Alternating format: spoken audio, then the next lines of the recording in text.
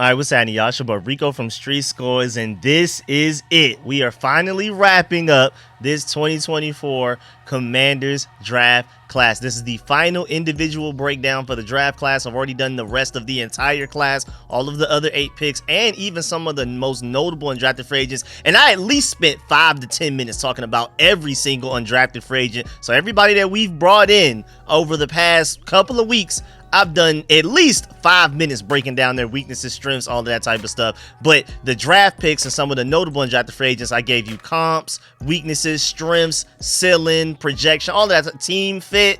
And we're going to do the same exact thing here today with defensive tackle Jer'zhan Newton, aka Johnny Newton. I typically like to just go ahead and just call him Johnny. And we're here basically mainly to explain why we took him 36th overall, especially now that we have these injury updates and he's apparently going to be out for like the next maybe 2-3 months. I mean, Dan Quinn didn't give a timetable, but based on the injury that he has, the surgery that's required to fix it typically takes 2 to 3 months to recover from. So we're going to break down why he was still very much so a still 36th overall. And we're going to talk about his comp, the next Javon Hargrave over there, and of course now with us bringing in a high profile defensive lineman, interior defensive lineman specifically, we also got to talk about our potential of trading either Jonathan Allen or Daron Payne. We're going to talk about how the experts felt about our pick and why most of them felt like it was a home run selection for the Commanders and there was absolutely no reason for him to fall to us. I'm gonna dive into a lot of his advanced stats. Y'all don't understand how dominant of a player he was and how many snaps he had to play, which worked against him. We're going to get to all that and more, but before we do, make sure you stiff arm that like button, stiff arm the subscription button, stiff arm the bell next to that subscription button so you get notification each and every time I release an informative and opinionated video just like this one. Make sure you stay tuned for all of the content because now that I'm finally wrapping up the entire draft class with individual breakdowns, now I'm about to start moving into film sessions for every player that I did a full extensive breakdown on. So every draft pick and even some notable undrafted free agents, if I can get a hold of their film, or when in doubt, if I can even get some highlights, we'll just break that down and I'll try to find weak, because when I do film sessions, it's not just about strengths and oh my lord, look at this guy. I'm trying to find their weaknesses as well, like especially with undrafted free agents. I'm trying to find why they went undrafted even as talented as they are. So even if I got to do film sessions off of highlights, we're gonna do that. So make sure you stay tuned for all of that. And also I want to go ahead and do like a nice 30 minutes or an hour long overall review of the draft and give my grade and my comps and my team fits for every player and basically do more of like a macro review of our entire draft class rather than these individual breakdowns, which have been like a micro view. So make sure you stay tuned for all of that. And of course, I'm your one-stop shop for everything Commanders. So I will keep y'all updated with everything going on with the team. We have OTAs and voluntary mini camp and all of that type of stuff coming up. So mandatory mini camp soon after that. So stay tuned. I'll keep y'all updated on all of those daily updates as well. And if we sign anybody, veteran, free agent, whatever, I'll keep y'all updated on that. And without further ado, instead of wasting more of y'all time, let's go ahead and get to it, man. Let's get it. Adam.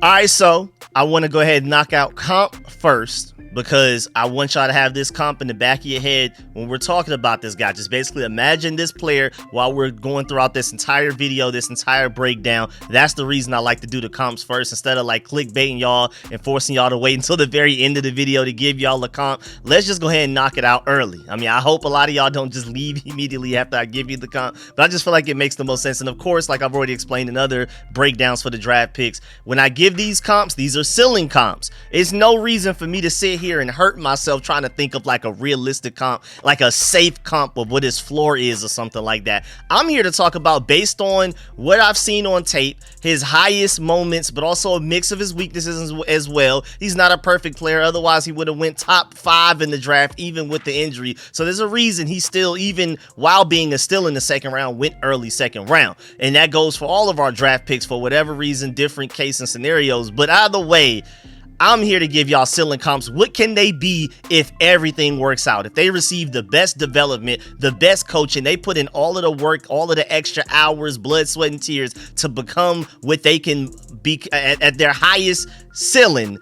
That's the comp I'm giving you for a lot of these guys. Now, some of them are like, I think this comp is actually fairly realistic. I think he actually has a really good chance of becoming this ceiling comp. And then maybe you can even give another comp that's like an even higher ceiling, like best case scenario. I'm gonna give you the comp under that, but I think this is realistic. But I also do see it as like this is a great player, and if he's that, we're great to go. So that's why I still count it as a ceiling. But instead of wasting more of y'all time, again, I already told y'all in the title, but he's literally Javon Hargrave, literally. And that's a guy that Adam Peters is very familiar with. Javon Hargrave made a Pro Bowl in 2021 with the Eagles, and then again last year in 2023 with the 49ers. So he's certified. It doesn't matter what scheme he's in, doesn't matter what team he's playing for. He's a great player regardless of everything going on around him. I think Johnny Newton is literally that. Somebody else comped him to Ed Oliver. We'll talk about that a little bit later when we get to that example and break down as to why. But before we even drafted him, you can go check the receipts. You can go check out all of my live streams. Before we even got to the Johnny Newton pick, I comped him to Javon Hargrave. Actually, after the end of the first round that night, before we moved to the second round, I did a video of all of the top available players still left, and I had Johnny Newton in like a category of like, yeah, this isn't a need necessarily, but this is still like an elite player, and if we somehow land him, I didn't think it was possible. I really didn't think we would actually go that direction, but I gave comps for all of the best players available at positions that we needed and positions that we didn't need before the second round even started in day 2 on Friday. And I literally said in that video, you can go check it, he's literally Javon Hargrave. I mean, and again, that was at a time when I thought we weren't going to go get him. So not only did I think that he was a Javon Hargrave clone before we got him, now I hope he is as well. As a Commanders fan. Like, why wouldn't I? I mean, even Mr. Senior Bowl himself, Jim Nagy, said back in 2023, to be exact, back in September of 2023, like early on in the season, he said Jer'zhan Newton got plenty of mock draft love over the summer, but his undersized measurables will draw skeptics. All we know is he's a dang good player on tape. Aaron Donald proved doubters wrong with a dominant week at the Senior Bowl, and Newton would too. Again, this was before that season even started, and then he went out and had a way better 2023 season than he had in any previous season of his career. So if Jim Nagy was that high on him before the 2023 season started, imagine how he feels about him now. Also, let's go ahead and take the time to shout out the Falcons, who I hate just as much as y'all hate the Cowboys, how much I hate the Falcons. For me, it's like the Falcons, and then because I'm a Georgia fan, I would say the second team I hate the most out of any sport, any level of sporting, is the University of Florida Gators, and then third would probably be the Cowboys. Now, they're really close. It's not like it's a big gap, but Falcons are easily the team I hate the most. So I love the fact, gotta take some time to shout them out for trading ahead of us and then getting the lesser defensive tackle. Let's go, Falcons. I absolutely love it, because I mean, you can see an argument for, yeah, like the Michael Penix thing. In my opinion, I felt like getting Michael Penix wasn't a really bad idea. I feel like more so, if anything, signing Kirk Cousins to that much money was the worst idea. I feel like drafting Michael Penix 8th overall without signing Kirk Cousins actually is a pretty decent move. But so there's like debates back and forth, good or bad, about that one. But them trading up ahead of us to take the less good defensive tackle ahead of Johnny Newton, I don't even remember his name. I feel like that was honestly the worst move they had the entire draft. Now, moving on, also in random news, shouts out to my boy Resh Manuel, because you already know he's going to find the random connections. Johnny Newton's position coach and defensive coordinator at Illinois was on Cliff Kingsbury's staff at Texas Tech. That is super random and crazy. Also, not very random, but I want to remind y'all that we drafted Quan Martin from Illinois in the 2023 draft last season. So those are the same That's the same team, teammates and everything. That's the same team that had Devon Witherspoon as well. People may need to stop sleeping on Illinois. It's actually really crazy how much talent they're putting out there. But my main point is that Johnny and Quan are now reuniting. That's pretty cool. Quan can also help Johnny's transition to the NFL as well, even though they play different positions. That's his boy. They're teammates just from a year ago. So I think that's a really cool connection. That's probably one of the strongest connections that any of these rookies have to anybody already on the Commanders team. And also, first of all, from the reactions I got in my live chat when we originally drafted them, like immediately when we got them, and how upset people were, I can tell that a lot of people have never seen him play. Maybe by now, because it's taken me weeks since after the draft, that people have finally gone back and been like, all right, let me watch why we ended up getting this guy. But I'm telling you, live during my stream, when we drafted him, It was a lot. I thought people would be way happier than they ended up being. Maybe people have, again, watched some tape on them and maybe their opinions have changed now. But I'm telling you right now, even though defensive tackle wasn't anywhere near our biggest need going into that draft, Johnny was dominant, man. Again, I think he's literally Javon Hargrave. So even though a lot of commanders may not know, but let me tell you something, these analysts do, these draft experts do. Pro Football Focus had him ranked as their 11th prospect out of the entire draft, regardless of position. They felt like he was a top 11 player in the draft. So for Washington to get him at 36, of course, Pro Football Focus loved the pick. They thought it was one of the biggest steals in the entire draft. Ian Cummings, he loved our entire draft, but when it came to Johnny Newton, even before we got the Mike Sanverstill and Ben Sinnott, and he loved those picks as well, he said on Twitter, told Commanders fans in the lead up to the draft that I'd take Johnny Newton at 36 or 40, even with needs at other spots. The amount of things you can do with Newton alongside with Jonathan Allen and Daron Payne in Dan Quinn's scheme is too much to pass up on. Great pick.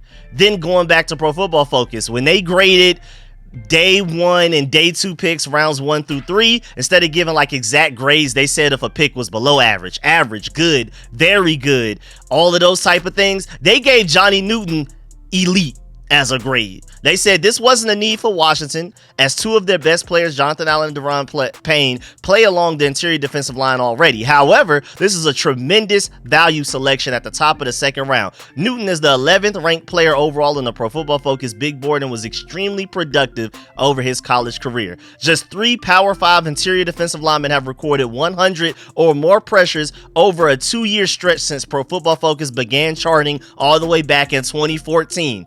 And that includes his new teammate, Jonathan Allen, and DeForest Buckner. That's the end of the list. Johnny Newton, Jonathan Allen, and DeForest Buckner, the only interior defensive lineman, Power 5 interior defensive lineman to record 100 or more pressures over a 2-year span since 2014, since Pro Football Focus has been tracking that. That's insane productivity. Should have included that in the stats, but just keep that in the back of your mind, and then because we're going to talk about stats later, remember to add that to the stats of just already just elite numbers right there.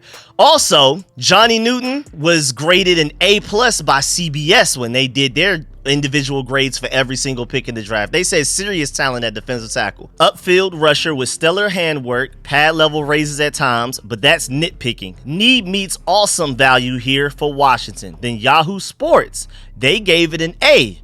They said, love this pick for the Commanders. Newton has had some struggles with foot injuries over the past few months, but he's as talented as they come for interior pressure players. He's got a wide repertoire of pass rush moves, and if his foot is good to go, he and Jonathan Allen will wreck heads for Dan Quinn's defense. Then you also have Sporting News.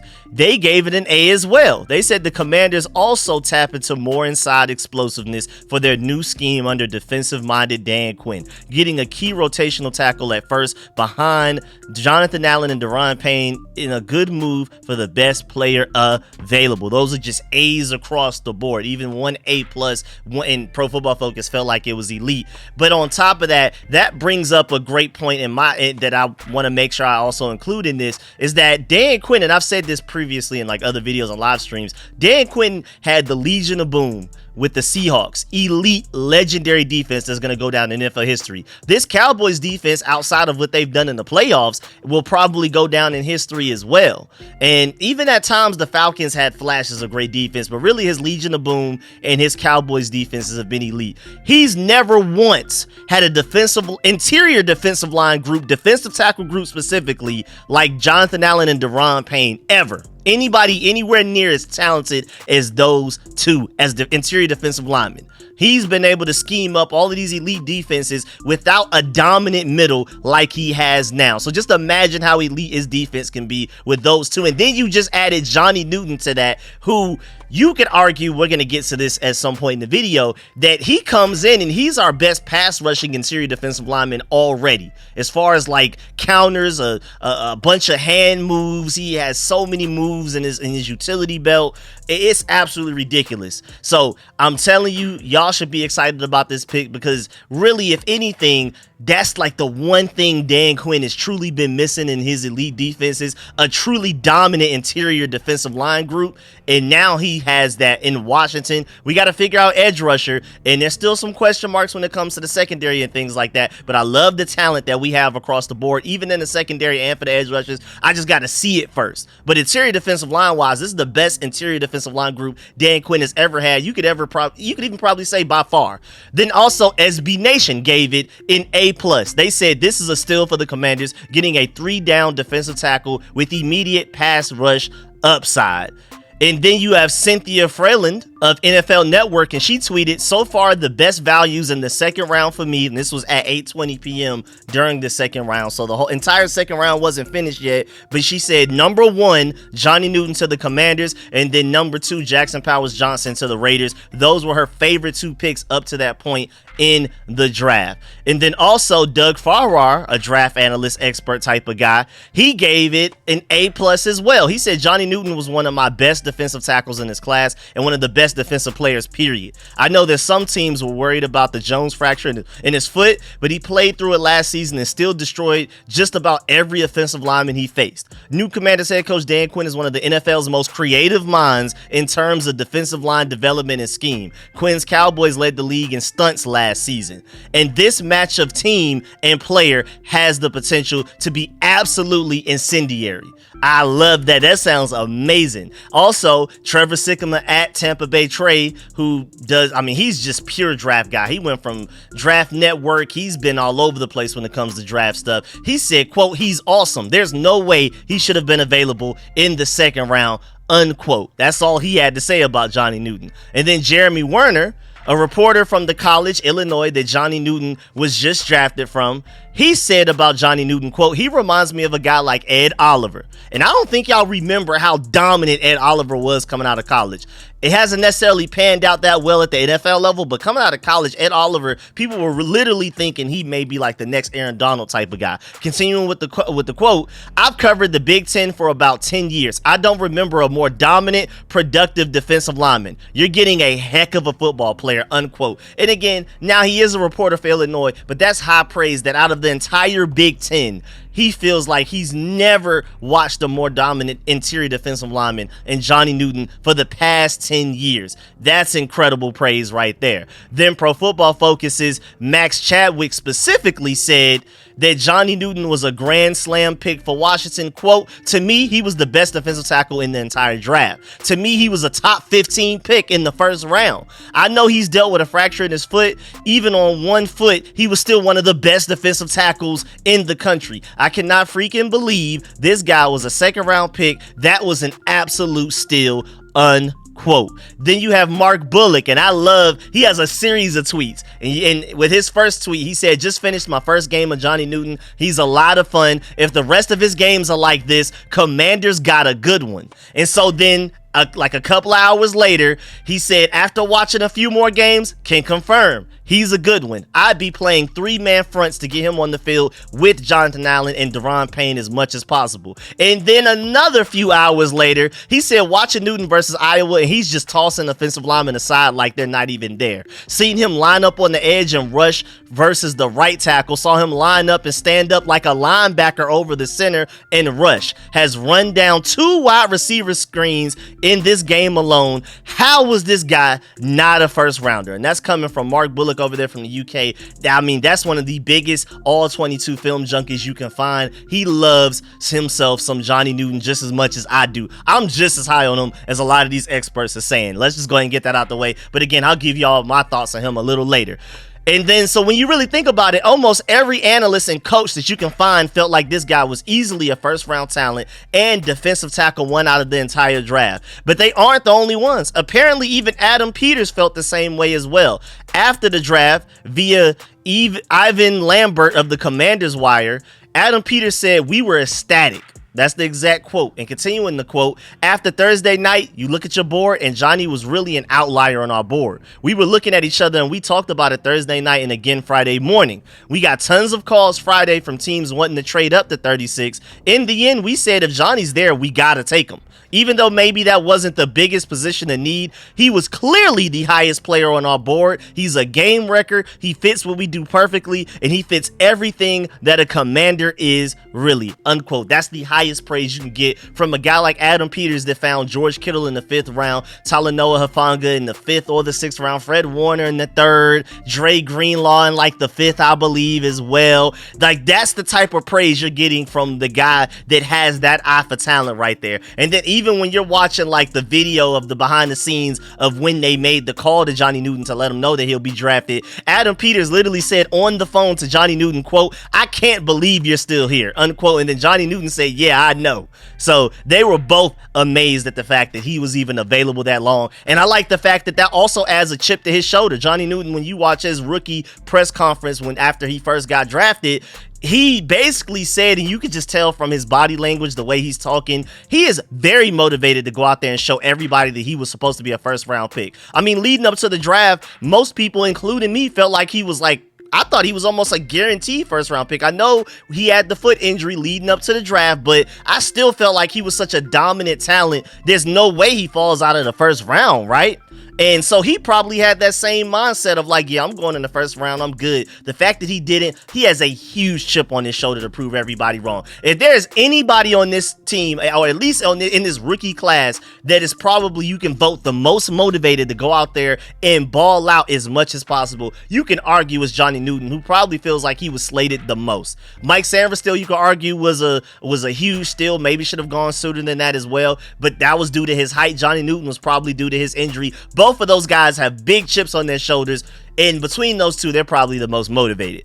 Dan Quinn says 2nd rounder Johnny Newton has an injury to his other foot, not the same foot as his college season, but the same injury, and that the procedure is scheduled for next week. He said he's not giving any timelines for that, my fault, but just typically like of a surgery like that is probably usually going to take somebody 2 to 3 months to recover from it. So I just wanted to go ahead and remind y'all of that update that I already gave y'all after day 2 of rookie mini camp just a couple of days ago. So now I'm assuming, I have to only assume, that he slid that far only because he's dealing with those 2 injuries instead of just one like we previously believed. But hey man, it didn't stop him from balling out this past season. Again, like a few of the experts brought up, if he was playing on one foot, that makes him even scarier.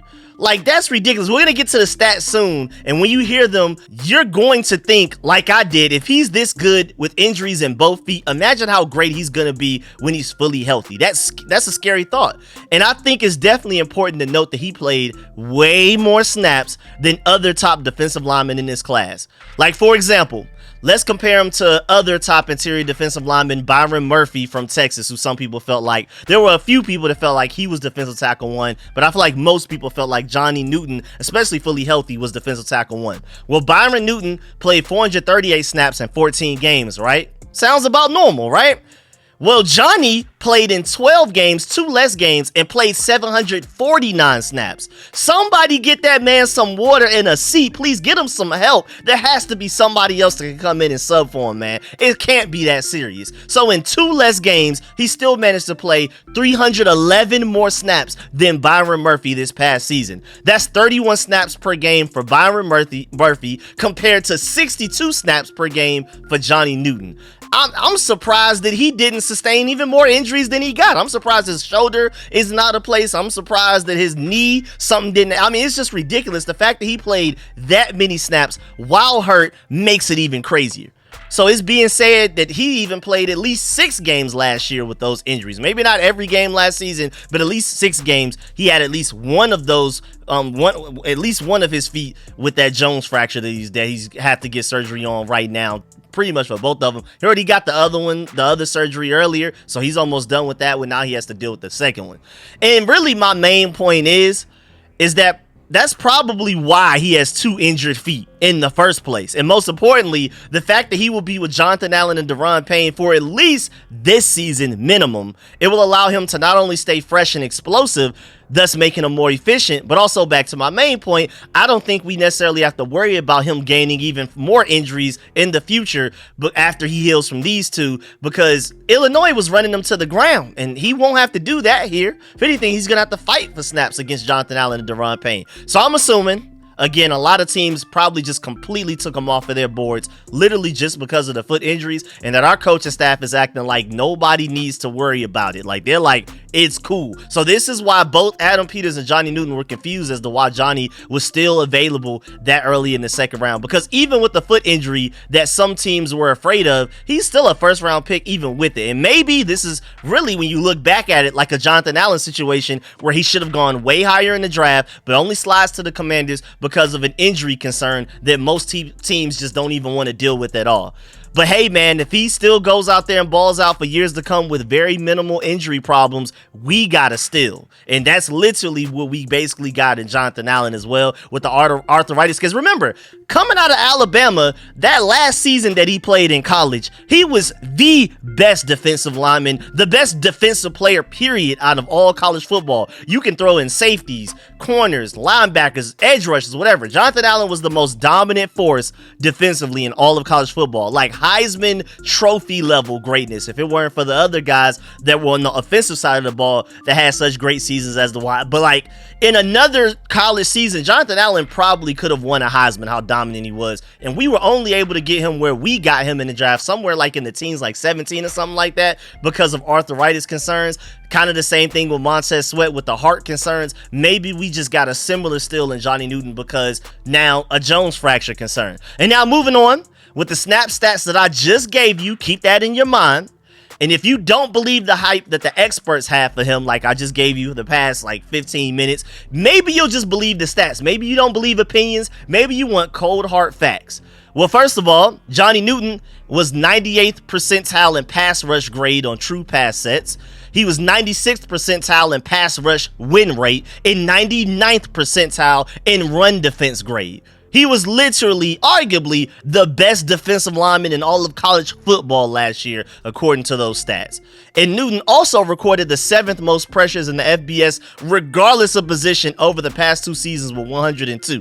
That's including edge rushers. And then he also had the 2nd most pressures among FBS defensive tackles last season, specifically with 43 when you isolate just defensive tackle position alone. So if there's anybody, in my opinion, that can step in with little practice this offseason and still have a large impact immediately as a rookie, when they are finally healthy, it's him. Which is basically my point that, like, even though he's hurt, yeah, he may miss some practices, but if there were any rookie that we just brought in, draft pick, undrafted free agent, whatever, that if they just have to miss a bunch of practices offseason, but they can come in and still ball out by week 1 of the regular season, it's not only just a defensive tackle in general, just based on that's less scheme you got to worry about, even though Dan Quinn does run the most stunts in the NFL, so that's something he will have to adjust to. That's chemistry he'll have to build with the edge rushers and defensive linemen beside him and things like that. But outside of that, defensive tackle just alone, just even not even including Johnny Newton specifically, is the position I'm the least worried about. You don't need an entire offseason to practice that. You can come in week 1 and still ball out, even not even necessarily knowing what's going on. Just go attack the quarterback or attack whoever has the ball. You'll be fine. But then also Johnny Newton,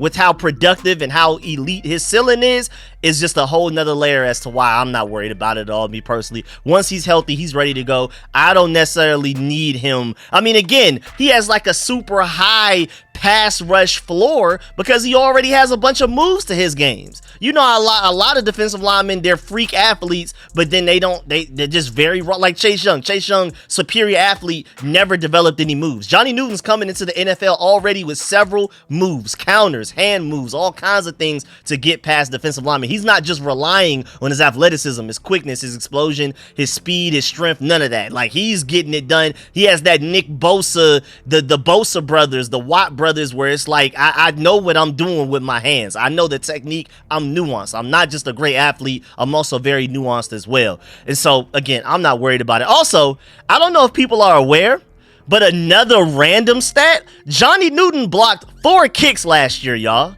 Like, you know how elite that is? Like, 4 kicks in 1 season is insane. So not only was he playing all of those snaps on defense, 700 and something, he was also playing special team snaps as well. This guy never got a rest. That feels like a high school team where you're just depending on this one player to basically do everything for you because he's your best player and you just don't want to take him off of the field no matter what, even when he's dealing with 2 foot injuries, which is insane.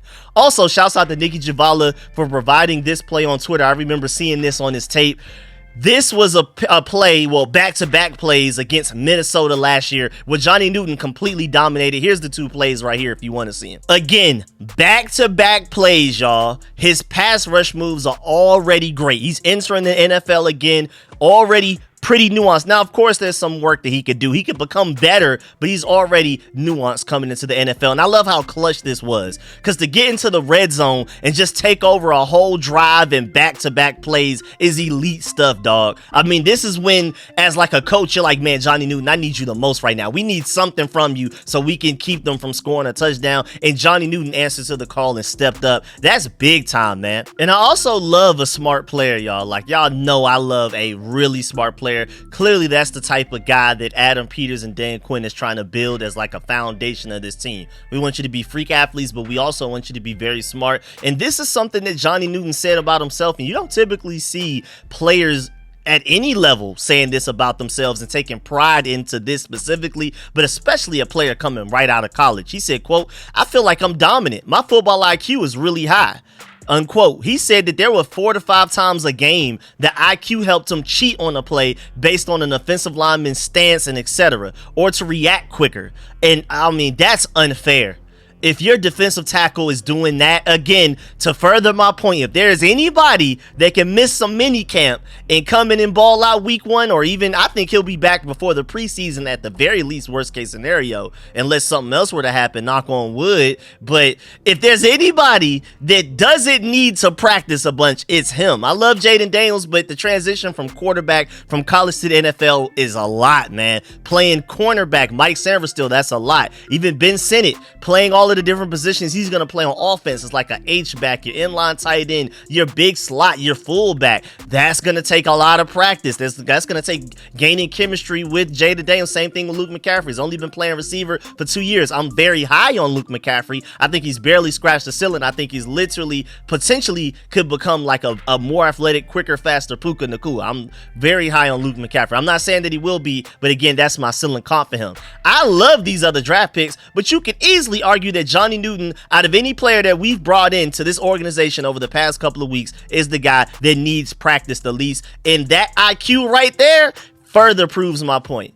Also, after hearing that, man, I love him even more than I originally thought when we first drafted him, because I didn't even know that. I heard that in his press conference, and he just, I mean, my grade went from like an A+ of getting him to an A++ just off of that alone. And he probably said that while meeting with the Commanders too, like with Adam Peters and those guys, when they had like the pre-draft meetings coming in for the visits and things like that. And I'm pretty sure Adam Peters' eyes lit up after he heard that. Like, we got to do whatever it takes to get this guy to become a Commander. And I wasn't surprised when they took him. And the fact that Adam Peters said after the draft that he was literally the highest player on our board by far by the time he was left available, they just felt like they had to get him, man. And also, Adam Peters also said this about Johnny Newton as well. He said, quote, "One thing I learned in San Francisco is that you can never have too many good defensive linemen," unquote. Peters says Dan Quinn is confident they'll find a way to get Newton onto the field, and I believe him. And I mean, if Adam Peters knows anything about having as many dominant defensive linemen as possible, and how effective that could be and how important that can be as far as making a Super Bowl run, I'm super excited. And Dan Quinn, again, like I've already talked about, has never had an interior defensive line group like these three. Even before Johnny Newton, he never had anything as good as Jonathan Allen, Daron Payne. Now you basically just added Javon, Hargrave in the second round, so that's insane. And to that point, Burgundy Blog brings up a great point that I was thinking as well while watching Newton's tape and like basically imagining him on the defensive line, how we can utilize him, especially with him being smaller than both Jonathan Allen and Daron Payne. Burgundy Blog said on Twitter, "Newton is primarily a 3-tech, but he won't waste away behind Jonathan Allen and Daron Payne. He'll be rotating a lot by mid-season. Plus, Witt will get all three on the field together a lot."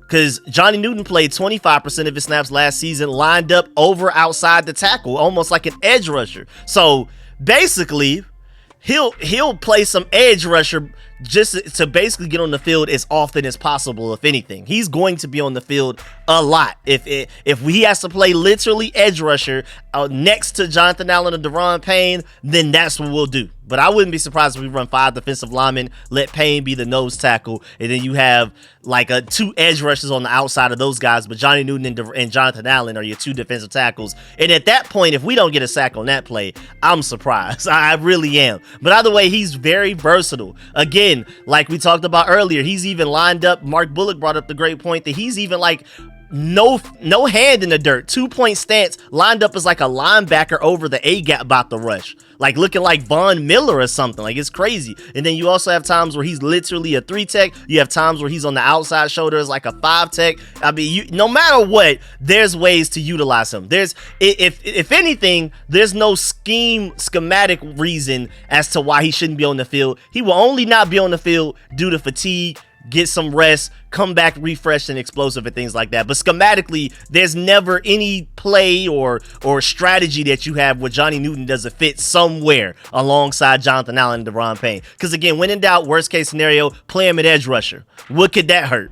Also, thanks to JP Finley for bringing this point up as well, because he said Jonathan Allen played 75% of snaps last year. That's way too many. Daron Payne was almost at 80% of snaps. That's way too many. Newton lets Washington lower those totals out immediately. Ridgeway played about 30% of snaps and nobody else played above 20%. That tells you how much of a gap it was from Jonathan Allen, Daron Payne, and then the next guy on the interior defensive line that was even playable, basically. Fadarian Mathis, even after he came back from injury, wasn't producing. Your next best guy was John Ridgeway, but you could tell just by the percentage of snaps, Daron Payne playing 80%, Johnny Newton playing 75%, and John Ridgeway in third place, a distant third with 30%, tells you the state of our interior defensive line group. Once Jonathan Allen and Daron Payne are tired, we just pretty much assume teams are going to run it right up the middle against us. That's why they wanted to keep them on the field as often as possible. And if it was third and long, I mean, Jonathan Allen and Daron Payne were really the only interior defensive lineman you can play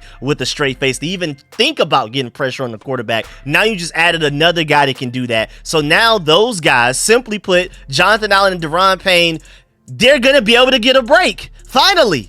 I mean, they've needed a break in the worst way, just like Johnny Newton needed breaks this past season in college last year. So Payne and Allen were not as productive last year because they were fatigued out there.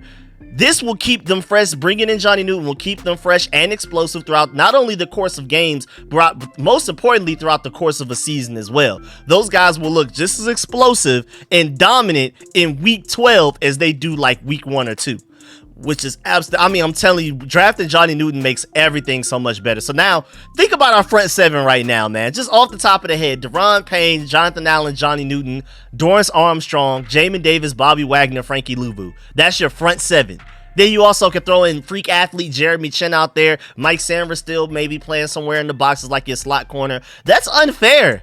That's absolutely unfair. So I completely agree with Chris Cooley in his tweet, and I was saying this over and over again during my live stream when we first got Johnny Newton, like literally when we first got him. This is exactly what I was thinking. Chris Cooley said, good teams draft for high-end players and not just need. The last regime consistently drafted for need, and we see how that went. We need talent, and Newton is talented, plain and simple. Point blank, period. Super point blank, period. And we also went out there and signed the most veteran free agents in the entire NFL after free agency started. And we did that so we could go best player available during the draft. Plug in holes in free agency and use the draft to get the most talented players that you could develop yourself into the coaching style and scheme that you want. You groom these guys to be exactly who you want them to be. That's how you build a Super Bowl winner. Adam Peters, if anybody, knows a lot about that. And so if you get to the draft and you still have holes everywhere, then you basically didn't treat free agency the way that you should have. You did free agency wrong if you're going into the draft with a bunch of holes. And you're more than likely already over with when it comes to the upcoming season anyway. So you still should probably go ahead and go best player available, because if you have that many holes leading up to the draft, you're probably not destined to win no matter what draft you have anyway. So You just can't depend on a bunch of draft picks to plug in multiple holes day one. NFL teams are happy when they even hit on 3 guys out of an entire draft class. So you go through free agency, plugging in holes, making sure you have decent to solid starters or at least rotational players everywhere. So when you get to the draft, you can make picks like the one you did with Johnny Newton, where this is a guy where he should have never have ended up on this team. There's just no reason Johnny Newton should be on the Commanders. And that's wraps for Versatility Mathis. I'm not gonna lie, especially playing time wise. I'm not saying they were necessarily going to cut him, but I just don't see a scenario where you get Versatility Mathis on the field. But at the same time, because again, Johnny Newton is not a nose tackle. We've already discussed that. If anything, he's more of an edge rusher than a nose tackle. So whenever we need like a nose tackle specifically, then maybe you try to see if Versatility Mathis has any life in him to this point. But you also have John Ridgeway, who has easily been better at that specific position, nose tackle, that specific role, being a double team eating nose tackle, than Versatility Mathis. So just to repeat, Johnny is more of an edge rusher than he is a nose tackle. So like if he's on the field with Jonathan Allen and Daron Payne, he's moving further outside rather than further inside. Daron Payne would then potentially be your nose tackle if you don't have John Ridgeway or either of those guys on the field. But yeah, Versatility Mathis, man, I don't know what you're gonna have to do this offseason, but it's not looking good for you. But you never know. Dan Quinn and Joe Wood Jr. are known for being some of the most creative defensive minds in all of football, so Johnny Newton might end up all over the place. And I believe Dan Quinn and this Cowboys defense, again, like I talked about earlier, they did run the most stunts out of any team in the NFL last year. So no matter where Johnny Newton is lined up, when the ball is snapped, he's going to rush through the A-gap quite a bit as well. He can even be the edge rusher, and we may stun him over into like the B or A-gap. So I think he's going to be coming straight through the middle at a quarterback is consistent. And with Frankie Louvu coming in the other gap with him, oh, that's just unfair, man. That's absolutely unfair. But now, the question that a lot of people probably have, does this mean that Jonathan Allen and Daron Payne are going to end up getting traded, one of the two? And that's a good question. And honestly, I don't think so. Honestly, like I already explained earlier, not only can they easily get him on the field with Allen and Payne very often, but also he's the perfect player to come in and allow those guys to finally get a breather every once in a while, please. But you do have some people around the league that believe the Commanders will need to either rework Pro Bowl defensive tackle Jonathan Allen's contract or listen to trade offers in the coming future. There was literally an article saying having 3 talented tackles is hardly a bad thing, but a few league execs are wondering if Washington will ever consider offers for Allen, who is due $15.4 million this year and $16.5 million next, below market for high-end tackles, which is a good point. And none of that money's guaranteed too, so it's kind of like good and bad on different sides of the argument. The people I've talked to believe Washington will need to either rework his contract eventually or decide whether it will entertain trade interest, which it has rebuffed in the past. But for now, head coach Dan Quinn can concoct a plan to get all 3 defensive tackles on the field. That came from Jeremy Fowler of ESPN. So again, he's basically bringing up the point that maybe long term they want to consider figuring out how to rework his contract so that you can have the money to be able to pay all those interior defensive linemen, all of those guys that are really talented, but they basically literally play like the same position for the most part. So you either gonna have to rework Jonathan Allen's contract, maybe you're gonna have to trade either Jonathan Allen or Daron Payne or whatever. But hey, man, I think if possible, in my opinion, you keep these 3 guys together as long as possible. That's what I would prefer, because all quarterbacks agree that pressure up the middle is the worst pressure to deal with. It's right in your face, and it's also the shortest route to the quarterback. A defensive tackle has way less distance to go than an edge rusher coming from the edge to get to the quarterback. So it was literally, remember, Tom Brady's biggest weakness and only like real weakness to his game. There's not a single quarterback that knows how to deal with consistent A-gap and B-gap pressure throughout the course of a game and a season. So even with all of those points that those national media members, especially Jeremy Fowler, just brought up with why we should potentially look to trade Jonathan Allen